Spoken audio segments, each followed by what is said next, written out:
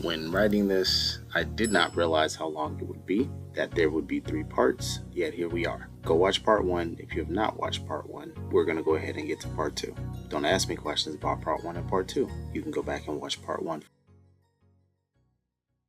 You sirree, that's bad word number 11. Here's another season where the edit severely affects the way that the game plays out. This season was a flaming ball of chaos from start to finish. You have the entrance of Jesse as a returning player, who's not. Is he our first returning player at this point? Anyway, okay, let's go back. Clicks format, potential returning players. I genuinely want to know the outcome of this season if Jessica or Brian are the player that returns to the game. How do things play out? Do they have their own mini cult that forms? Do we just get like Russell and Jeff crying over Jessica's eviction when Ronnie uses the coup d'etat? Like, things start out with such a bang on this season that Brayden, who was a raging racist and homophobic bigot, gets protected by the edit. Because I genuinely believe that Big Brother had no idea how to handle that or what to do with somebody so blatantly terrible. Shima calls him out and gets censored for it. She got censored for calling out the racist and the bigot and what he said. He only leaves after a tie vote is broken by Jesse. You had Natalie, a habitual liar for no real reason, who pretended that she didn't have feelings for Jesse and who really kept like fighting with Lydia and like mean mugging Lydia and big sistering Lydia anytime that she tried to get close to Jesse. I can't remember for my life why she lied about what she did and why she did it. She lied about her damn age. Like,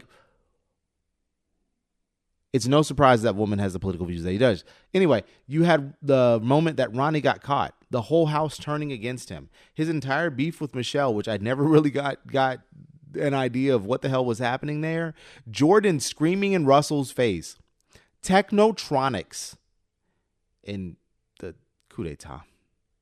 Yeah, we can't really go any further without talking about this. This is such a vibe killer for a lot of people, and I get it. Like, when I was watching this as a college student, I didn't feel quite the exact same way because this is a season where I really wasn't wrapped in the feeds or catching up with like the feeds on Quirky Dude and whatnot because I was in college, man. I'm sorry. Like, that was undergrad. I was having a time. Anyway, at the time, I thought it was crazy in like a hype way, but I immediately understood afterward why Shima got the attitude that she did. Jesse wasn't on his way to dominating the game in any sense, but he was in a really good spot. And I'm not sure if he actually wins or gets like clipped around the final 6 or something, but that was the most broken power we've ever seen, period. And the fact that it was all but assured that it would go to Jeff based on his edit makes it crazier. Like, that's the stuff you can point to and be like, oh, Big Brother's rigging the game. Like, I don't believe they rig for anything else other than like the influences they do with the edit for like America's votes or the way they might probe people in the diary room. Anyway, that's we're getting sidetracked. Despite his Big Brother 22 performance, I do think Kevin played a very underrated game, and he was a perfect Jordan answer away from having the chance to win. Seriously, go back and watch that Final 3 HOH. Jordan got the answer like right on the money. It's pretty crazy. But with that being said, I think he considered taking Jordan anyway, so that would have cost him the game, and we can move on. 51. Congratulations, Jordan. You're the final head of household.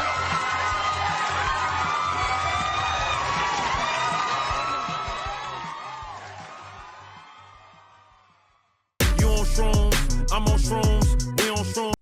I have my sword drawn. I have my sword drawn. Come at me. This might be my biggest controversy on the list, but I'm going to be completely honest with you. I loved this season. It was mess. It was sloppiness. It was chaotic, and it was a ton of bullshit. Justice for Parker. Justice for Sharon. But hold on, couple things. First, Ryan, you said you were an undergrad when Big Brother 11 aired. Weren't you an undergrad when Big Brother 9 aired? Yes, I was. It was the wintertime. I didn't really watch it live. I didn't watch it live for real. I didn't watch the feeds. This is a season that I came back to later on. And hey, look, it held up for me, okay? I'm sorry, it's mess. It's the mess a lot of you say that you want out of reality television, and then it gives it to you. And like, yeah, I found this season on YouTube, and oh my God, this was back in the day when you could find it on YouTube. I was enthralled. Like, we got to see the worst player of all time work his magic. I think the ending of the twist when they did was perfect.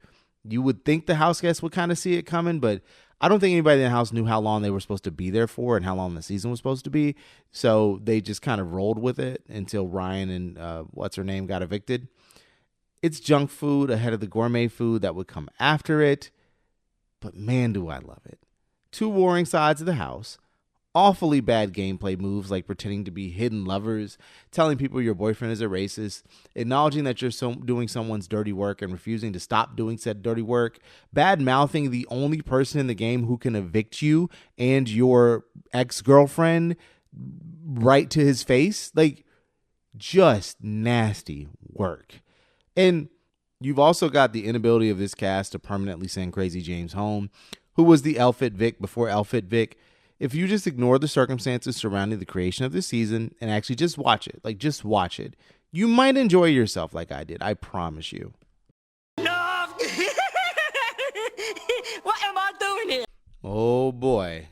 I will be the first to say that I did not appreciate this season for what it was when it first aired. And in my defense, it was because I was not around to watch it. 2015 was the year I worked in the restaurant industry as a district manager, and my time was just not free, like at all. I would keep with the updates somewhat and loosely follow the live feeds while I was like prepping dough or some shit. But it wasn't until around the final 6 that I started actively tuning in and paying attention to the show, meaning that I tuned in just in time to see the glory of the barefoot eviction. I can't hold you. Vanessa and her actions used to work my nerves. Any notes that I followed, any clips that I saw on Twitter, they would drive me up a wall. But then I went back and watched the season, and y'all, I appreciate her game so much more. You know what I like about Vanessa? She knows what it takes to go get things done in the game. She's hyper aware of her personality and her emotions, and she used that and how uncomfortable that made people to her advantage. She was able to strong arm people into stuff just to get her to stop crying. And that is phenomenal. Like, she was ready to be cutthroat at the drop of a dime. She navigated that house in an extremely unique way. She weaponized her emotions against people who struggled dealing with that, made moves and deals based on this. That is amazing gameplay. Knowing yourself and your personality and using that to carry yourself through the game, that's how you do it. Steve is also the prime example of somebody understanding themselves and maneuvering through the game in the meta and unique way. Like, he knew that staying on the bottom of a powerful alliance meant that he wouldn't be targeted, and keeping his threat level and his attention low was just like the best thing to do. He tried to play both sides of the house, and then he accidentally won the double eviction HOH, and he was forced to pick a side, but then he kind of like skirmishes back to the bottom as quickly as he can. He'll forever be known as the winner who made the right move 1 year after Cody made the wrong one. And I think he'll also just be known as the winner with like the worst edit in the show. Like, they never paid any attention to him. Vanessa, And I can't understand why. Face the two nominees and cast your vote to evict. You guys, this is brutal for me. I'm really sorry, but I came here to play a game, and it's a game decision. I'm sorry. Austin, I vote to evict you. It's official. Austin, I'm sorry, Ben. you are evicted I'm sorry. I gotta do what's from the best for Big my Brother game. house. I'm sorry, man. I love you to death. Big Brother 12 is a season where the results of the season carry it further than rewatching the season does for me. And what I mean by that is every time I like the idea of rewatching Big Brother 12, I just really don't get around to it because the brigade is so dominant that there's just not really a point for me to watch, right? There's some great personalities. You have Rachel, like the origin of Rachel Riley. You have Brendan.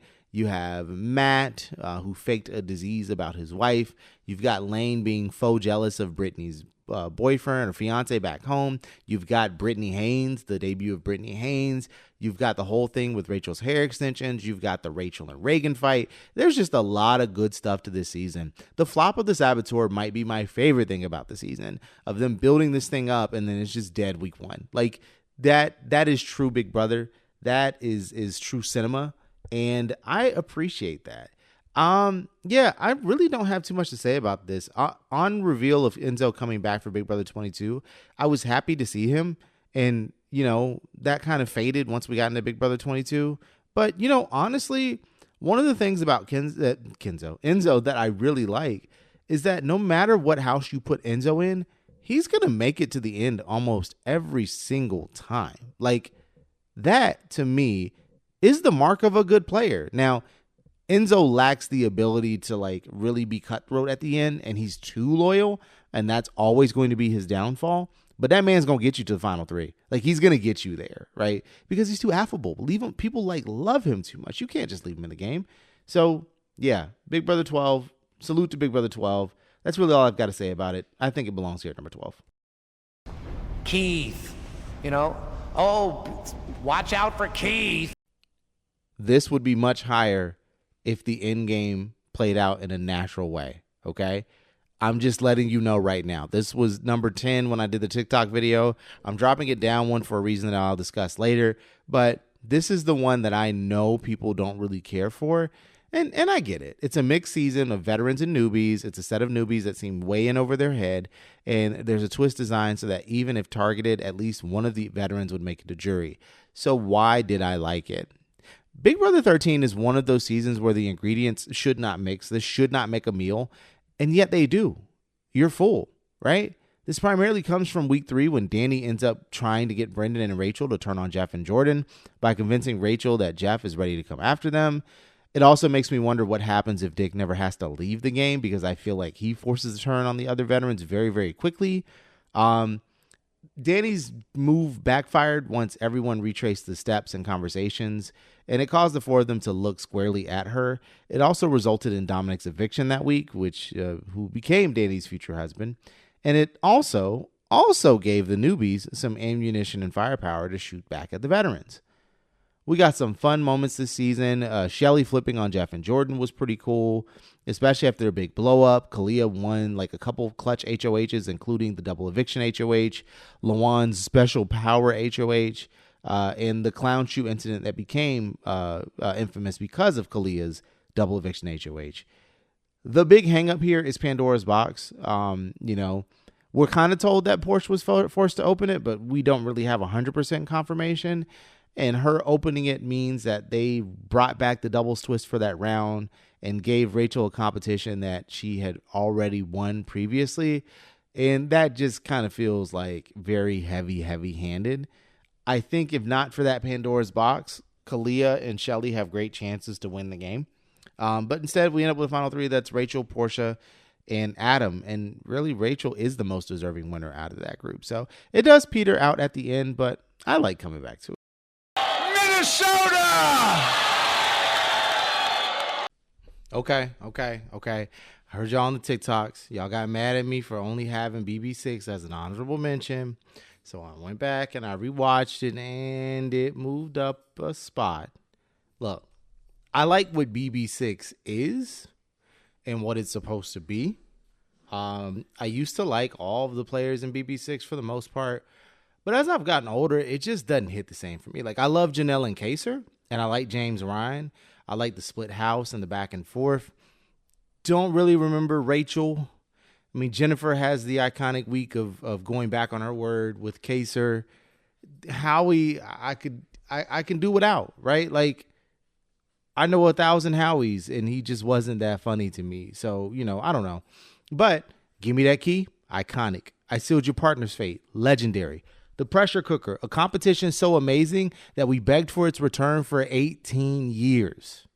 And still, something about it just misses the mark for me. Like, it's a great season, not on my top 5, the way a lot of old school Big Brothers seem to have it in theirs. And I really wish I could give you a definitive reason as to why, but I just can't. I remember watching the season live. I remember being entertained by the season. I remember rooting for the Sovereign Six. I remember being happy to see them on BB7. But I just don't know where it is, what it is. I can't put it any higher than this, and I'm sorry. But I will say, so I think I know what it is, honestly. First and foremost, polyester haired, I'm not going to say that word, is a hilarious line. It's a hilarious thing to call somebody. BB6 has a lot of drama, and it's game-related drama, but it's also drama. And I lean towards game-related drama. It's just that the drama got real super nasty here. And even when I was younger, I was like, okay. It's cool. We got drama, but damn. I don't know. That's the only explanation I got. I'm just gonna try to go to another funeral to make up for his. Yes. And who y'all having down there? Y'all got anything going at 1 o'clock Saturday?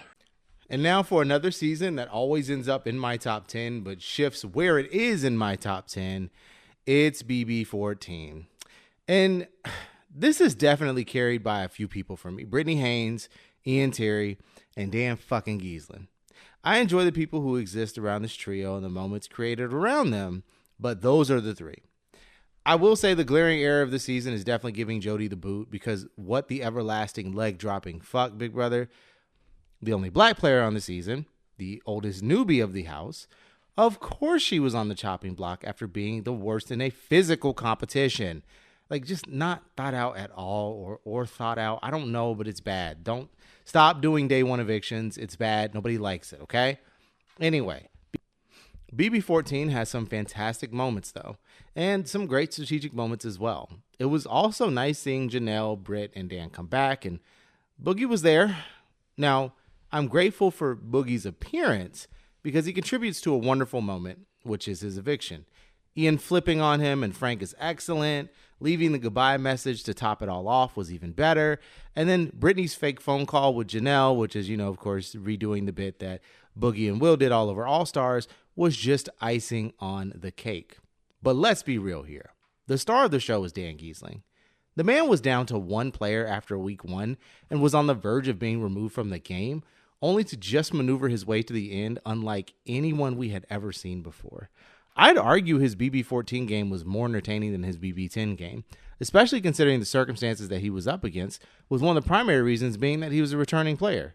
You can actually tell that Dan realizes his only pathway to winning is by carrying Jen or Joe to the end, and it all comes crashing down when Ian wins the double eviction veto without realizing he was ever actually in any danger. But those pale in comparison to Dan's two big moments, the funeral and Shane's eviction. The funeral is an all-time feeds moment.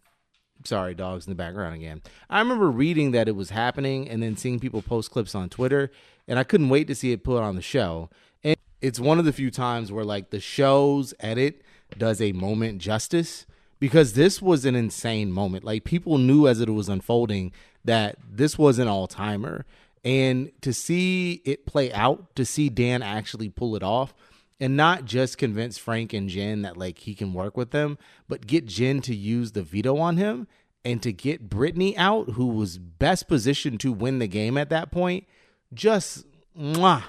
And then it gets even better because at the Final Four, he convinces his partner in Danielle to nominate or to take him off the block to put Shane up, because he just so desperately wanted to get Ian out that she believed it. And then he cuts Shane.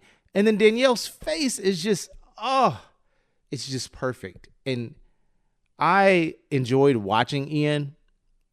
I know he won. I know people like Danielle go, oh, well, like Danielle Reyes even said, like, well, no, the jury awarded Ian. He did deserve to win. I'm sorry. Dan played the better game. I'm sorry. I'm sorry. I know it's flashier, and I know I'm enamored by the shiny, but like Ian didn't even know he was in danger half the time. And if I'm going to knock Jag for that, I got to knock Ian for it too. I'm sorry. Anyway, yeah, BB14, we're in the top 10. That's number 9.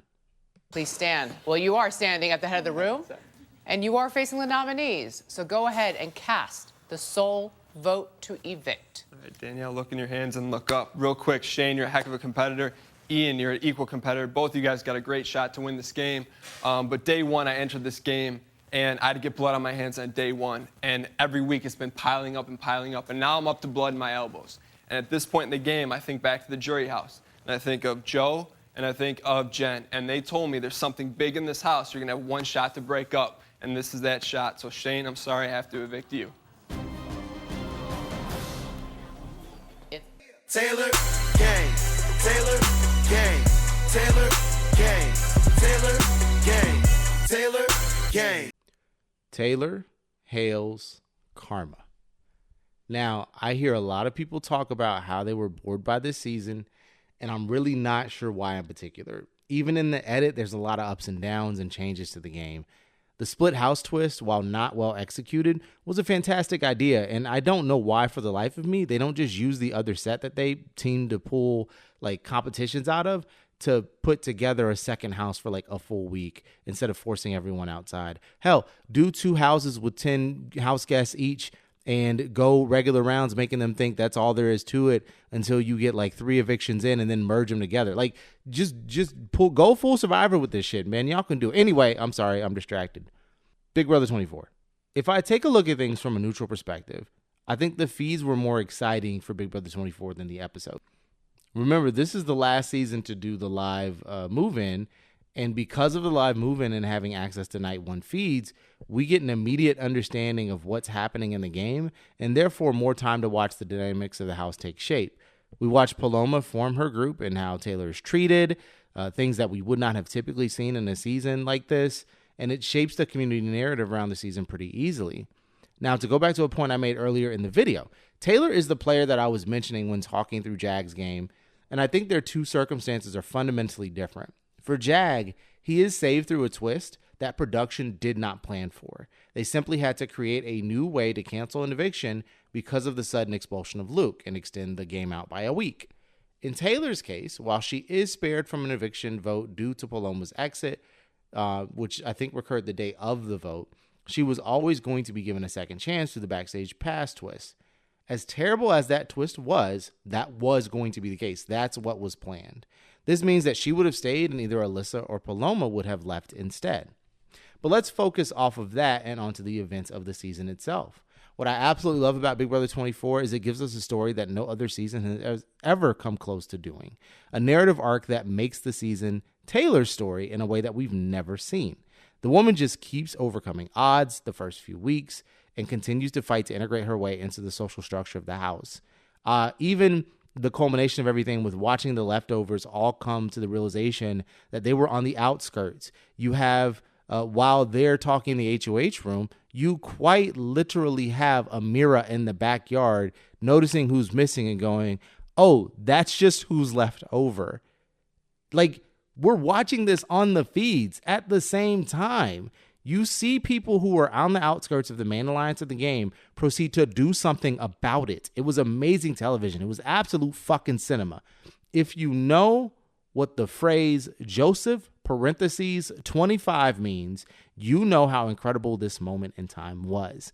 And even then, seeing Daniel get his own ally evicted, the whole with the lays moment, Daniel turning around and crying about how the season was unfair and to just evict him next and then him going next. Like, just a wonderful time. Even when you take the focus off of Taylor and you talk about Michael's amazing competition run, the way he threw Brittany under the bus on eviction night in his attempt to stay in the game by any means necessary. He was a true gamer. People like to try and discredit Taylor's win. They try to say that she just sat back and flowed to the end, that she didn't do anything. But that's honestly not the least bit true. If you watch the feeds, you could tell she played a strong social game. She used those connections to get her way. When she did get power with that HOH after the wall come, she did do, she was thinking about a lot of dumb shit. It was a lot of dumb shit, Taylor. I'm sorry. Like, that the HOH was bad. It ended up with Indy getting evicted, and she is able to further her game. But the Michael backdoor during the double eviction also does not happen if Taylor is not constantly in Monty's ear pushing this idea about it being a right move and doing that because she knew the double was coming and that was going to be the only time she could strike. She managed to work every member of that jury with the exception of Turner and Terrence. I think Terrence just voted for her because everybody else was, but she worked them back on her side on their way out the door. The only thing Monty did wrong in the game was misread the jury by thinking that they actually respected Turner's game more than Taylor's. All in all, 24 is fun. It's a story like no other. It's one I don't think we'll ever see again, and I'll go ahead and say it. You can stick Taylor on any All-Star season, and she's got the social chops to make it to the end game every single time. Hey, I'll bet Bobby would enjoy going to the pool, don't you know? Okay, I'm trying this section without a script because every time I write a script for this section, I get stuck. But I want to talk about BB18 because I'm going to stand on this shit. You can't make me hate this season. There's too many good, engaging, and moving pieces from start to finish. There is a little bit of time where it gets boring and dull, but for the most part, I loved this season. So first and foremost, if you're going to bring back former players and mix them with current players, this is the best way to do it. Save the legends and the strategic thinkers for an all-star season and bring me back some fan favorites who either didn't do too well in their initial runs or felt like they had like the ability to make a run and do better. Davon, James, Nicole, and Frank all fit this bill. And for Day and Frank, I was the most excited to see them play again.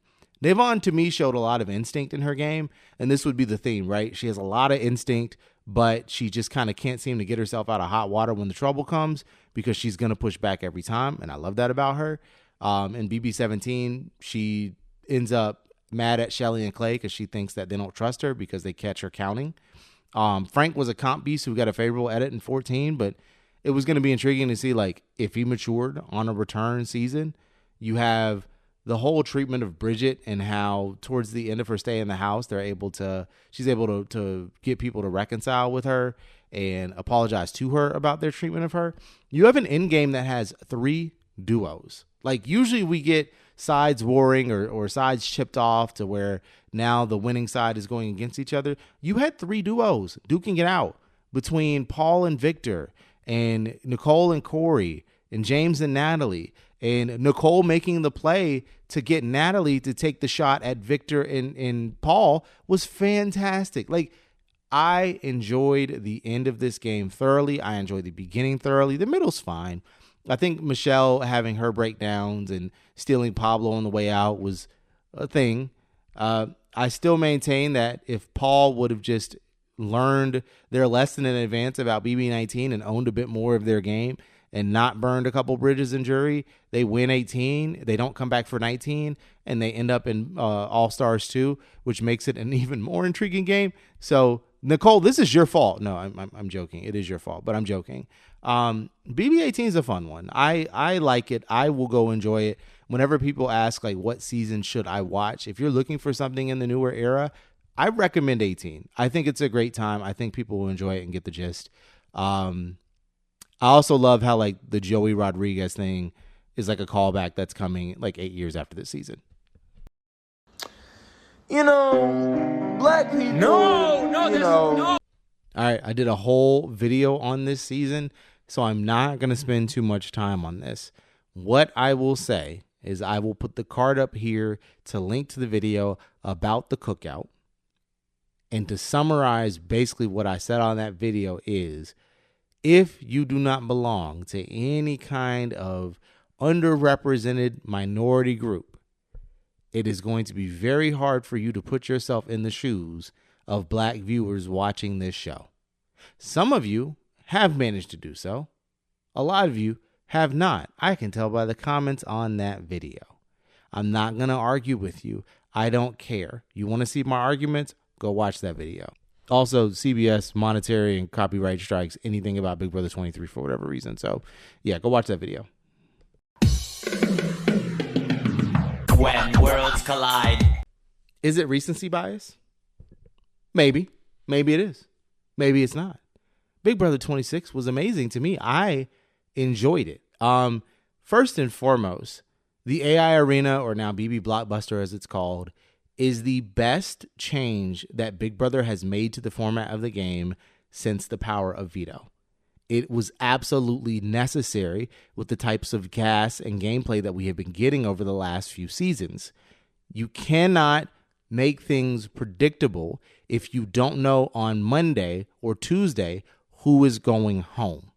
And yes, theoretically in the house, people can sit up here and they can have conversations about who to evict. They can go back and forth when there's 2 nominees. But when there are 3 and there are several scenarios that you can end up with, you can't plan weeks in advance like you would before. It makes steamrolls not as easy. We have a fantastic cast. I can't think of a single person I don't like. I know Angela's annoying. I know she's annoying to people. I think Matt would be the only one where I'm like, I'm good. But you have a great cast. You have people like Tucker, who has no idea what's going on or how the game operates and just wants to win shit. You have Lisa, who's a bit out there and eccentric. You know what? I didn't like Kenny. Never mind. Kenny can go. You had Cedric, who also didn't seem to know the game very well, but still was a fun personality and seemed like a good guy overall. You had Quinn. I don't understand the hate for Quinn. I don't. I know he's over the top and extra. Like, that's the point. that's who he is. That's who he is portraying on TV, and that's who he seems to be. Like, I don't understand why people are like, oh, he's trying too hard. He's doing exactly what you asked for, Reddit. Like, shut up. Anyway, you have Chelsea playing one of the most dominant winning games that we've ever seen. You had T-Core, who, if she just had a little bit more killer instinct, is the Chelsea of the season. The woman had a cult. The woman had a moment. You remember in Big Brother 15 when Andy won HOH, and they had the cut of everybody going like, oh, I'm glad Andy won HOH. That means I'm safe this week. Everybody did that with T-Core, and T-Core could not take the reins, right? The only time Chelsea was actually in serious danger was when Leia won HOH and was considering putting her and T-Core up, because Leia saw it but just chose not to execute for what. And the competitions were equitable. We had a return to equitable competitions for the most part. Yeah, there were some physical ones still. There were some things that required a lot of movement, right? Think of the Rubina win in the AI arena where they got to untangle the cord. It's the same comp that sent Michael home in BB24. But like outside of that, it was puzzles. It was like the final 5 HOH that Mackenzie won was her stacking a balancing competition, right? Like Chelsea and MJ go on a win streak at the end, but it's not them trading off these physical competitions. Cam is somebody you think is going to dominate competitions in the house, but like he can't win a single thing. Like, this is the way it's supposed to be. Like, the competition should look like this. It should give people a chance to flip the house around. Chelsea had the house flipped on her. She came back from the bottom. She got herself up to the top. She is the diamond. She is one of the best winners that we've ever had. I don't care. You can fight me. Chelsea might be in my top 5 when I do that video. I sadly vote to evict Joseph. Chemo. Joseph. Chemo. Joseph. Chemo. Joseph. By a vote of 4-3, Joseph, you are evicted from the Big Brother house. Good job, guys. There's an old saying in Tennessee, I know it's in Texas, probably in Tennessee, that says, fool me once, shame on you. If fool me, we can't get fooled again. All right, this is one of 2 seasons to break my steamroll rule. And for y'all's sake, those seasons are back-to-back on this list. Generally, I don't care for steamrolls unless you're adding a little flair to it. Like, there's got to be something about it that makes it fun and interesting. Big Brother 20 is unique because the steamroll happens despite the side doing the steamrolling never having really any power until the jury phase. And even when they manage to get power, Falte just like can't quite figure out the other side of the house. It's hilarious to see. Tyler's initial HOH is where level 6 does form, where they do have power. He does kind of redirect the discourse in the community about the first HOH and show people that, you know, what you're supposed to do when you get that power is to set the structure of the house. And to be fair, Nicole did this a bit in BB18, but Tyler just kind of finds a way to weasel himself into both sides of the house. He immediately clocks Swaggy's side, uses Caitlyn's interest in him to flip on them. He officially ends the Summer of Steve 2018 on the first vote of the season. Caitlyn is a complete mess in the game. She's convinced to send Swaggy home on her HOH. She's in a love triangle with Fessy and Haley, and she fails to complete a 6-piece puzzle on national television. And to be fair, that's a ton of pressure. So, like, I can see it. I don't think I would fail it, but I get it. You also have Rockstar on my daughter's birthday. You have Brett and his whole defense wins championship shtick during Hide and Go Veto. You have Falte just being absolutely clueless. Fessy winning HOH. Nominating Scotty and getting Scotty evicted. The whole, what's with Angela moment. You've also got during the jury phase, Bailey just completely squandering her power app and for whatever reason telling Rachel, which gets Rachel evicted. That was before jury, but just also like, girl, what were you doing? Like, you were in such a good spot. I can't believe you did that. Anyway, you have Casey literally waking up mid-game and going on a comp run to end up winning the game. And I liked Casey. I was enjoying watching Casey. I can acknowledge looking back on it, Tyler should have won the game. Like, I knew Tyler should have won the game at the time, but like, I liked Casey, so I was willing to like look the other way. But yeah, Tyler got screwed there. I'm sorry. And I know it's partially his fault because of the way he traded Bailey on the way out. He said that I don't need your vote, and that ended up being the vote that he needed. But yeah. Anyway, two warring sides of the house. Iconic birthdays being recognized. Shout out to Rockstar's daughter. Can't even own it. I can't. Then don't. Like, it's just so good. It's so good. We were starting to get peak, and then BB21 happened, and then 22 happened, and then came the light.